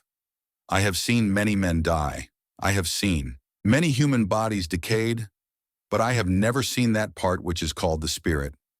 I do not know what it is, nor have I yet been able to understand that part of the Christian religion. Our best assessment of our empirical observations to date indicates that DNA is the source of and model for our entire organism and existence. It passes to our children who are most likely to resemble us if we mate with someone with like DNA. The human brain produces our thoughts and sense of self. It is the product of our DNA. If our aim is to perpetuate that which revealed religion calls our soul, then intelligent morality demonstrates that it is imperative for us to safeguard, perpetuate, and preserve our DNA by reproducing with those who resemble us and are a healthy and prime match, or find some technological means to replicate our DNA into new living organism like us. It is also a primary concern to ensure that proper nutrition enables our DNA to form a health organism and to keep toxins, radiation, and other harmful agents and elements out of our living environment and bodies. These facts contradict the destructive mythologies of many revealed religions. For example, Galatians 3:26-29. For ye are all the children of God by faith in Christ Jesus. For as many of you as have been baptized into Christ have put on Christ. There is neither Jew nor Greek. There is neither bond nor free. There is neither male nor female. For ye are all one in Christ Jesus. And if ye be Christ's, then are ye Abraham's seed and heirs according to the promise? The enemy and modern technologies employed for profit rather than long-term survival have already modified our DNA with GMOs, radiation, vaccines, miscegenation, toxins, promiscuity, treating women as common property, dysgenic wars, open borders, etc. Inferior specimens are encouraged to breed with the best. There will be ways to reverse some of these effects, and the graves of our ancestors must be safeguarded as a source of DNA for comparison, analysis, and perhaps someday regeneration. Samples should be taken and carefully preserved. Intelligent morality will immediately enable many to safeguard their DNA from the short list of threats just named. There is much more to this that is better spoken of later in confidence. Chapter 10. The impact of technology on human evolution. Natural selection involves both the organism and its environment. Human beings have a tremendous capacity to alter the environment to facilitate or eliminate the potential for a specific type of, or generally, human life to continue. Your enemy may argue that if your race is dying out, it is because your race is unfit to survive and nature is running its course. This assertion is not necessarily or universally true. It has been and is often the case that races are exterminated by environmental conditions, which extinct races would otherwise have survived and prospered had not their environment been artificially or naturally altered in ways that produced their death. Sometimes deliberately, as in the case of the destruction of American bison, to decimate the Plains Indians by removing their food source. They are attempting to take away cattle, poultry, eggs, milk, and pork from European peoples in the same way to exterminate us. Survival of the fittest includes the survival of organisms which alter their environment to make it fit for their survival, as well as those who change the environment of those they seek to exterminate to make their victims' environment unfit for their continued survival. It is crucial to take into account that survival of the fittest involves the environment as well as the organism. A normal dolphin is fit to survive in the Pacific Ocean, but the Sonora Desert is not a fit environment for a dolphin to survive. If left in the desert, the dolphin will soon perish. The destruction of European peoples is due to their environment changing to become unfit for their survival, not an inability to survive in a fit environment. This change environment has occurred deliberately and includes the promotion of mass non-European immigration, European self-hatred, internal and external European wars, the acceptance and promotion of non-heterosexual relationships, the promotion of childlessness and miscegenation, etc. A dolphin is not considered an unfit organism unworthy of survival simply because it cannot live in the desert. Europeans cannot be considered unfit to survive merely because they are being killed off by the deliberate destruction of their environment, which includes the use of psychological warfare against them to make their mental environment and beliefs unfit for their survival. Intelligent morality compels us to study, acknowledge, and condemn all of the evil horrors that technology and those who employ it have wrought on the earth and its creatures. Revealed religions falsely teach humanity that we are children or creations of the gods and have dominion over the earth. This has fostered the reckless and inhumane use of technology in grossly immoral ways that have produced terribly evil harm, often in the name of doing good and serving God. On the other hand, primitive peoples and Luddites, those who shun technical advances and advantages, are at a tremendous disadvantage relative to a technically advanced society that employs intelligent morality to ensure its survival, growth when necessary, and self-interest. But most, if not all, technically advanced societies are presently self-destructing as the third world outbreeds and invades us. Under these conditions, technological superiority has again proven to be disadvantageous to the long-term survival of our kind. But this is not a necessary result of technological advancement, but it is instead the product of greed, short-term thought, and deliberate subversion by the enemy. The enemy has produced, proliferated, and disseminated doctrines, laws, and political ideologies which promote selfishness and the atomization of our peoples. In the fields of economics and business, the enemy has taught us that it is proper to exploit freedoms and loopholes in the law to do deliberate harm as long as it is legal to do so, and to never be inhibited by moral, ethical, or societal interests. They preach that it is the job of government to prohibit harmful conduct, and that if the government does not do so, private persons have no duty to safeguard society. This, of course, ignores the demonstrated fact that these same people corrupt the government to prevent it from barring their harmful conduct. They exploit the freedoms of our society to enslave us because they view themselves as our enemy and are setting about to take from us everything of value and to exterminate us. If this enemy force were purged or contained, and our society promoted the best interests of its members, we could enjoy our freedoms without becoming enslaved by those who deliberately use our freedoms to subvert us.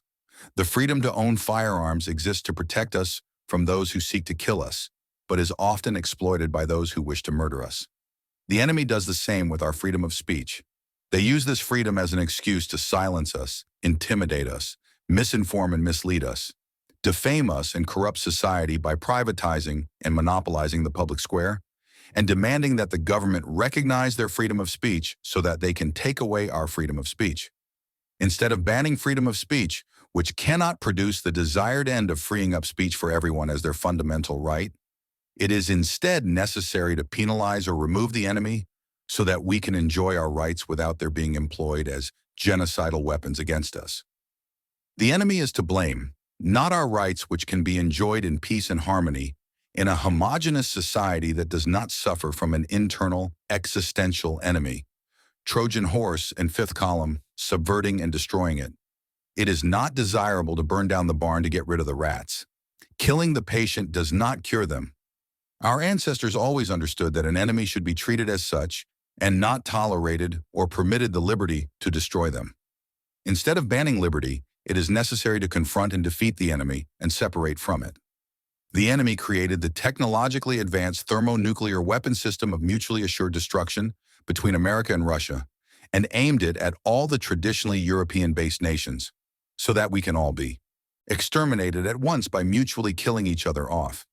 The enemy instigated the technologically advanced wars, which then enabled them to demand the production of these genocidal weapons, which they designed, manufactured, and tested in America.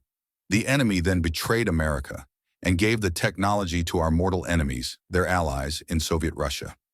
The enemy has generated lower birth rates in developed countries by encouraging the destruction of the nuclear family, women in the workforce, homosexuality, birth control products, abortion, open borders increasing housing costs and lowering wages, high taxes, imports destructive of domestic industry, farming and labor, toxins, selfishness, greed, misguided individualism, etc.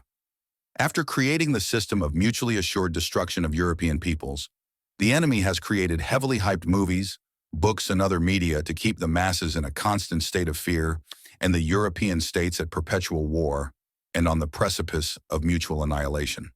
Technology affords a tremendous competitive advantage, as in the case of thermonuclear weapons versus spears and airplanes versus horse-drawn carts.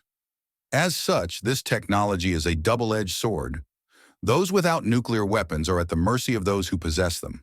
Those who possess them are the likely first targets of others who possess them, and those who have both nuclear weapons and the means to prevent others from striking them with their delivery systems have the greatest edge afforded by advanced technology. Many nations have taken steps to build nuclear shelters and to store food and other supplies, and some even keep a carefully guarded storehouse of seeds to replant after the anticipated global catastrophe. But none have taken any steps to create a bank of their citizens' male seed and female eggs to repopulate our kind in the event of a nuclear war, or in the event that the genetics of our race becomes so denigrated or miscegenated that it can no longer produce offspring that will survive, that resemble us, are procreative enough to maintain the population, or can no longer produce offspring at all. Why don't governments which send soldiers off to die in the prime of their breeding years first collect their male seed and female eggs so that their sacrifice does not result in the extinction of their line should they be killed? With all the talk of preserving diversity, why aren't there banks of the eggs and seed of whites given that studies show that the white populations are declining and their DNA is degenerating? Intelligent morality will lead us to not rely upon non-existent gods to repopulate our people in the event of catastrophe, and to realize that it was not the gods which created us in the first place.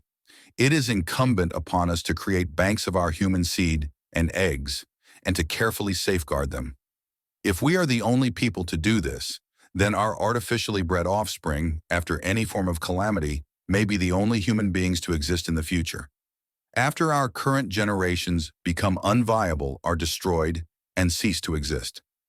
If it is necessary to preserve organic and non-genetically modified plant seeds as a means of restoring the plant kingdom following catastrophe, it is all the more important to preserve the best human DNA in the form of viable male seed and female eggs.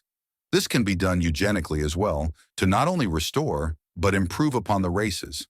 Instead of relying upon dissimilar immigrants to provide labor, professionals, soldiers, etc., and who threaten to become a hostile force which will outnumber and take us over, we can instead utilize artificial intelligence and robotics, which can accumulate and assess data and surpass largely inept, overworked, arrogant, and greedy professionals, and which can work continually and efficiently without any political power, corrupting cultural influence, self-interest, miscegenating genetics, or contagious diseases.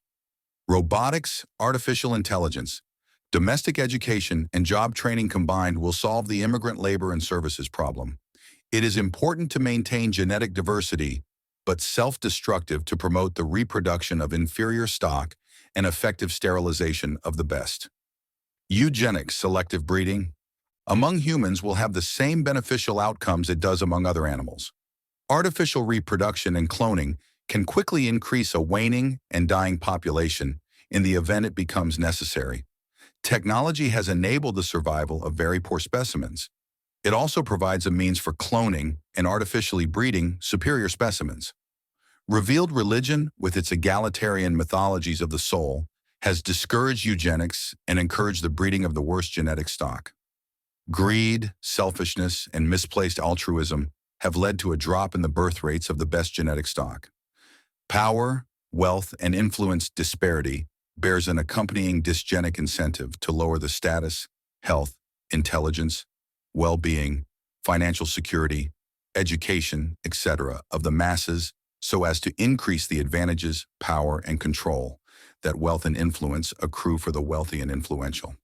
This of necessity causes the leadership of society to think and act to the detriment of the majority of the members of the society, most especially in cases where the privileged are already foreign, hostile, psychopathic, or otherwise mentally and morally ill.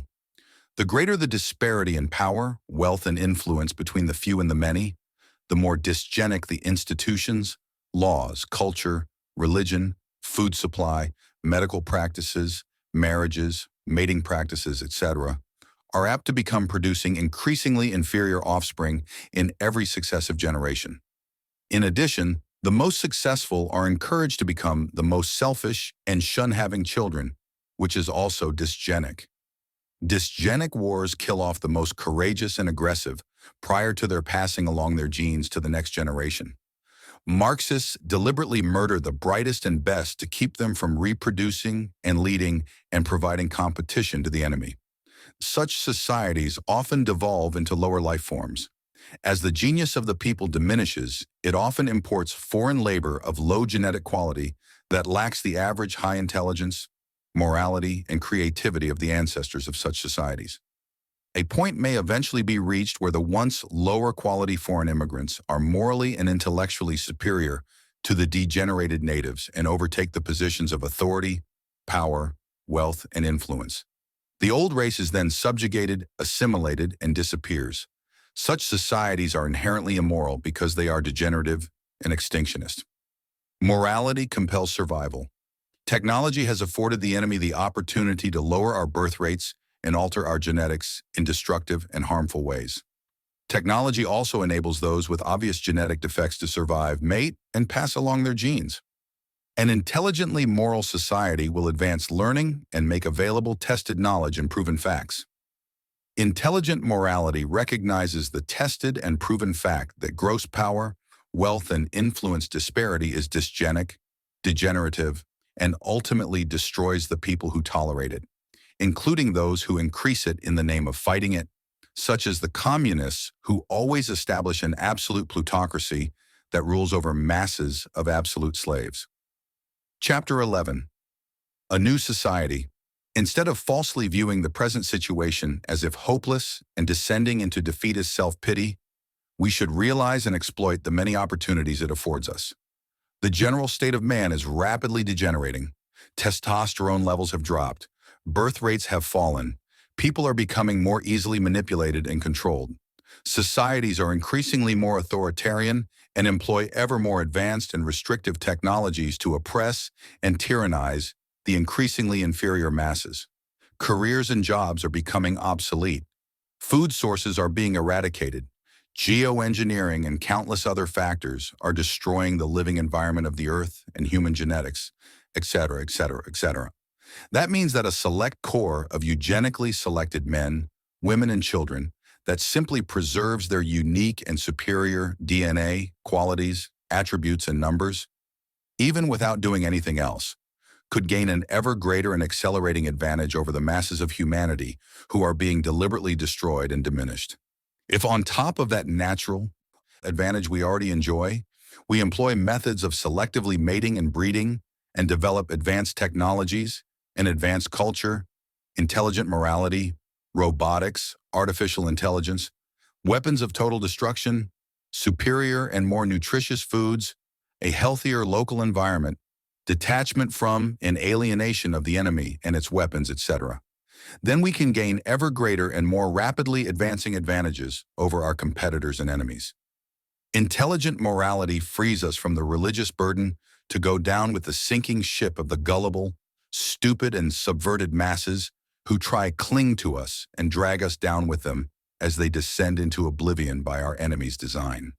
Eugenics can select against the genetically defective, weak, stupid, disloyal, psychopathic, insane, treacherous, gullible, inept, and corrupt. Admission into the new society will be highly selective and discriminatory, most especially so after it is firmly established. At the same time, genetic diversity must be preserved, and nature has demonstrated the benefits of variety. Robotics can provide the labor we will need. Artificial intelligence can supplement the professions and assist in everyday life to help us to avoid bad decisions and inform us as to potential tested solutions to many problems. It is not the purpose of this foundational book to reveal my plans in specific detail. To do so would be counterproductive and serve the enemy. Rather, I am pointing out that the situation is by no means hopeless and affords us the opportunity to advance humanity while surviving the enemy's exterminatory attack on us all. Judaic, Christian, Islamic, and Marxist mythology plan for a chosen elect to inherit a new earth and new heavens, which is called the world to come. The wicked will all perish, leaving the world to come, exclusively the domain of the righteous. That's the common plan that is being carried out today, and all these faiths have been deliberately engineered to produce the same ultimate outcome, our demise. The enemy's actions and intentions afford us with the opportunity to surpass them and inherit the earth they are tragically cleansing of the rest of humanity. They are inhibited by their plan, which I alone have fully deciphered and successfully used for 30 years to predict world events with 100% accuracy. My track record is public. I know precisely what they have planned and how to use that knowledge to survive and thrive. I am the only person who possesses this priceless treasure. Chapter 12. Weapons of total destruction and ultimate deterrence. Thermonuclear weapons are not enough to deter the enemy.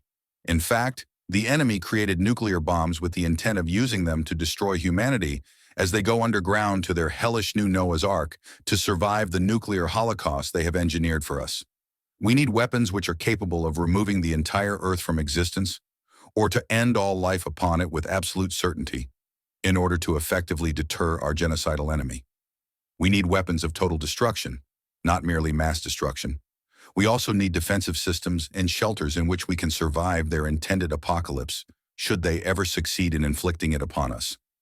During the Cold War, so-called doomsday devices were proposed, which were land-based and stationary bombs. Such a device would not require a delivery system and would be virtually impossible to preemptively or preventatively destroy. A large enough thermonuclear bomb or set of bombs salted with sufficient quantities of cobalt that would become cobalt-60 upon detonation could theoretically effectively destroy most human life on the planet, with sufficiently massive radioactive clouds raining radioactive particles over large enough portions of the Earth to ultimately produce the extinction of most of the human race. Our enemies are quietly and secretly working on what I refer to as next-generation weapons of total destruction, as opposed to lesser weapons of mass destruction. Particle physicists are attempting to detect theoretical subatomic particles and forces at supercollider particle accelerators. Their research could potentially be used to create what I term black hole bombs, subatomic bombs, abyss bombs, and implosion masses. If this technology succeeds in creating microscopic black holes, it will pave the way for one type of next-generation weapons of total destruction, which are literally capable of eliminating the entire Earth and converting it into a black hole. It is theoretically possible to condense mass into such an intensely condensed form that it will produce something similar to the theoretical black hole. This could create the next-generation weapon of total destruction. Nuclear bombs progressed from simple single-stage fusion atomic bombs, which are generally in the 15 to 25 kiloton yield range, capable of destroying dense cities with a population of 250,000 or less, to the far more destructive multi-stage fusion-fission thermonuclear weapons. The abyss bomb will be an implosion mass and will have the exact opposite effect of a nuclear chain reaction one-stage fission atomic bomb. Instead of exploding atoms, it will implode them into rapidly growing black holes, which will be fed more mass until they consume one another and the entire Earth.